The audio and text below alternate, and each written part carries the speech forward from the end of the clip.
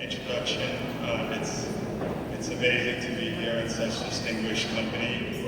I'd like to thank the State Troopers Coalition and the National Police Defense Foundation, in particular, Joe Alcapenti, for being here today. And I would certainly be remiss if I didn't thank the other honorees and say I'm in a very distinguished company. To that end as well, I'd like to introduce and thank my sister Cheryl and my mom and dad who are at table 9.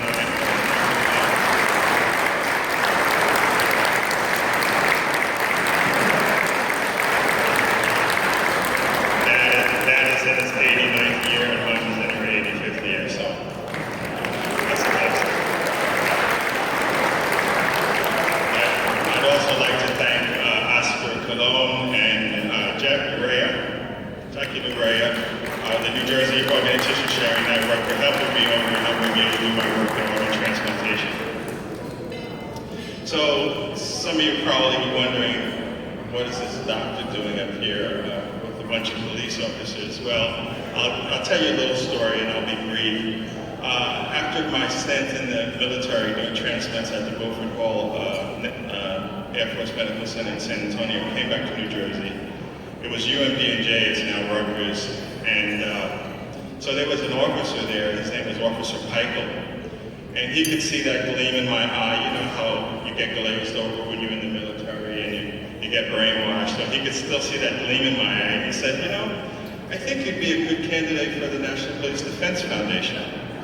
So I went through the process, and shortly after going through all of that, I got my credentials, and I kind of celebrated that, if you will, or at least it was an excuse to buy a nice fancy car, and I won't tell you what kind of car it was, but it was fast. So I was going down 78 to a function shortly after having got my credentials, and I opened up the gas tank a little bit, probably was exceeding the speed limit, and was not going to a medical emergency. So I was pulled over, got lit up, right? Was pulled over by a state trooper. I flashed out my credentials, and he said, "What's that?" And so I said, I'm an honorary member of the National Police Defense Foundation, and Joe Alcapenti is a good friend of mine. So he didn't buy that too much, but he did let me off with a warning. So the unusual part about this, or the funny part I thought about this, was that, by the way, when I'm on the highway nowadays, I love to see, I feel safe when I see blue and gold, so thank you so much. And you guys do a tremendous job, and I know that the work that you do is harder and harder every day, so thank you. But so that Monday morning, that was a Friday, that Monday morning I got a call from none other than this guy, and he said, "Dorian, the speed limit on Route 78 is 65 miles an hour. I won't tell you how fast he said, the officer said I was going, but that was our introduction. Since then, it's been a wonderful, mutually supportive relationship.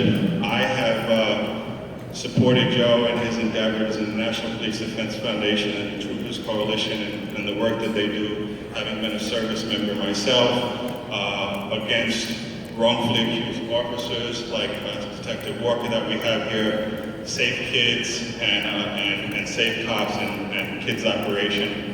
And Joe, on the other hand, has humored me by letting me be a member of the NPDF if I pay my dues, which I continue to do regularly. So with that said, again, I know that this is a tremendously